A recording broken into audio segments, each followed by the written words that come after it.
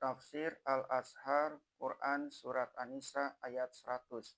A'udzu billahi minasyaitonir rajim. Wa may yuhajir fi sabilillahi yajid fil ardi muraghaman katsiran wasa'. Wa may yahruj min baitihi muhajiran ilallahi wa rasulihi summa yudrikul mautu faqad waqa'a ajru 'alallah wa kanallahu ghafurur rahim. Dan barang siapa yang berhijrah pada jalan Allah, niscaya dia akan bertemu di bumi ini tempat berlindung yang banyak dan kelapangan. Dan barang siapa yang keluar dari rumahnya berhijrah kepada Allah dan Rasul-Nya, kemudian dicapai dia oleh maut, maka sesungguhnya telah tersedia pahalanya atas Allah. Dan adalah Allah itu pengampun lagi penyayang. Dan barang siapa yang berhijrah pada jalan Allah, niscaya dia akan bertemu di bumi ini tempat berlindung yang banyak dan kelapangan. Manusia memang amat berat meninggalkan kampung halaman dan rumah tangga. Tarikan kampung halaman dan rumah tangga itu pun satu ujian jiwa manusia. Sedangkan ketika kita akan berangkat musafir kemana-mana lagi berat meninggalkan rumah. Betapa lagi kalau hendak ditinggalkan untuk selama-lamanya. Apatah lagi keadaan di tempat yang baru masih belum diketahui. Disinilah iman mendapat ujian yang berat sekali. Itu sebabnya mukmin harus memilih manakah yang lebih dipentingkan.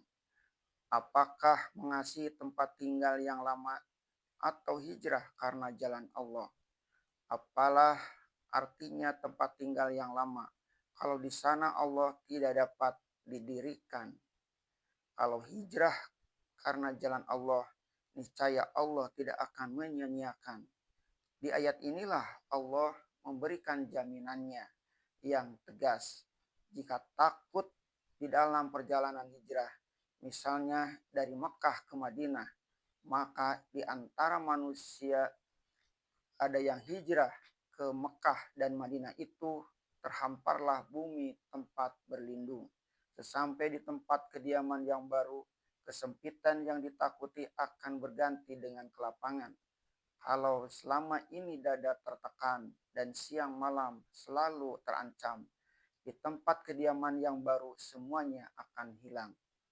Contohnya teramat banyak. Suhaib adalah seorang pedagang miskin sampai menjadi orang kaya raya.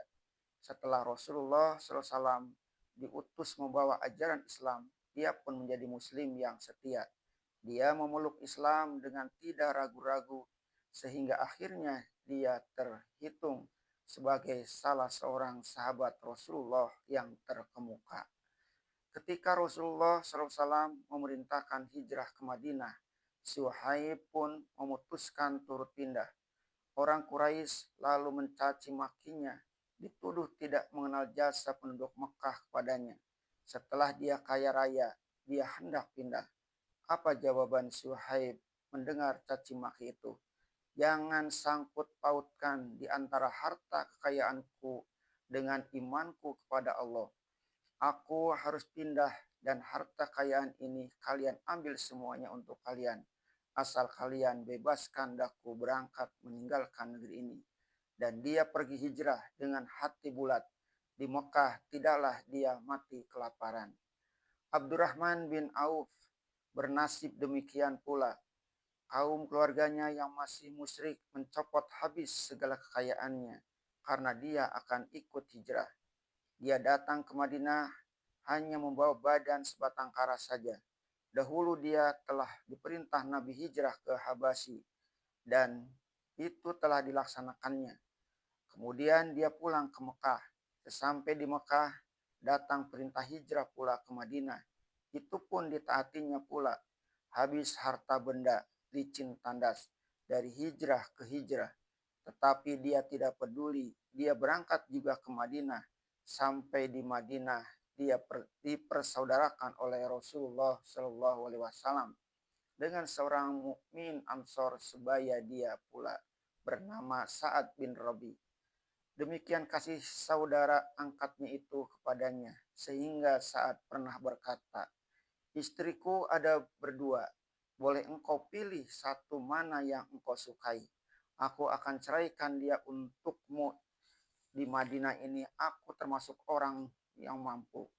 Engkau boleh ambil separuh harta kekayaanku dan mulailah berdagang. Abdurrahman bin Auf menjawab, semoga Allah memberikan berkah untukmu, baik pada hartamu maupun pada keluargamu. Tunjukkan saja kepadaku di mana pasar. Aku tahu apa yang aku kerjakan. Mulai dia masuk pasar, mulai dia berniaga, membeli dan menjual. Dalam sedikit waktu saja dia telah ada uang. Belum berapa lama berselang, dia pun datang ke dalam majelis Rasulullah Sallallahu Alaihi Wasallam.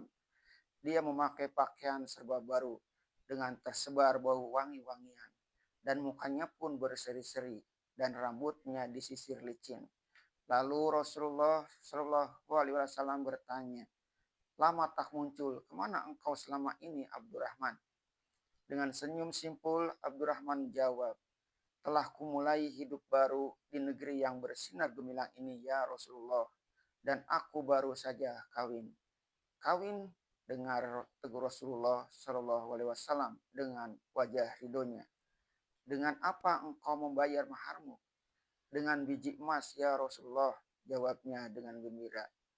Mudah-mudahan Allah melimpahkan berkahnya kepada engkau ya Abdurrahman, ujar Rasulullah Shallallahu Alaihi Wasallam.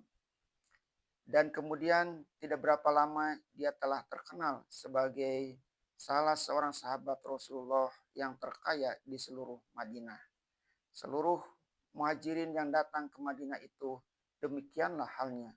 Orang-orang yang dahulunya hidup siang malam dalam tekanan batin dari musuh-musuh, sehingga sempit alam tempat tegak.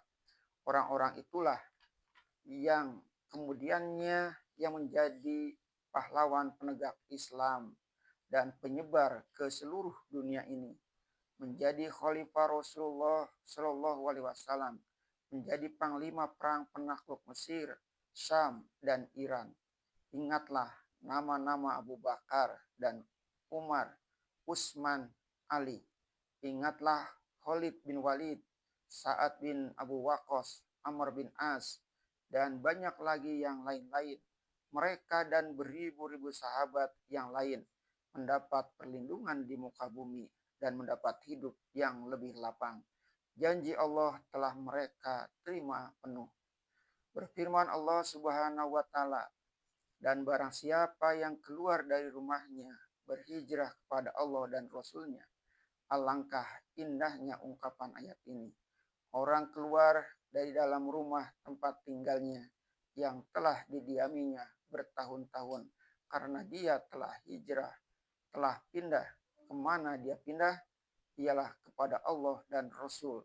Meskipun tempat kediaman yang baru belum tampak, jiwa telah mendapat kediamannya yang tetap, yaitu Allah dan Rasul. Kemudian dicapai dia oleh maut. Rumah tangganya telah ditinggalkannya, sebab hatinya telah pindah kepada Allah dan Rasul. Meskipun tempat kediaman rumah entah gubuk reot dan belum tentu, dia telah merasa tentram sebab rumah itu telah ada dalam hati, yaitu Allah dan Rasul. Tiba-tiba sebelum sampai ke tempat kediaman yang baru, dia pun mati. Mati di dalam perjalanan. Sesungguhnya telah tersedia pahalanya atas Allah. Inilah janji Allah untuk orang yang telah menghijrahkan hatinya kepada Allah. Rumah tangganya yang indah tak diingatnya lagi. Yang diingatnya hanyalah janjinya dengan Allah. Laksana Asiyah istri Fir'aun yang tersebut kisahnya di akhir surat At-Tahrim. Karena hatinya telah hijrah kepada Allah, dia tidak merasa senang lagi dengan istana Fir'aun. Bahkan dia memohon kepada Allah agar dibikinkan sebuah rumah di surga.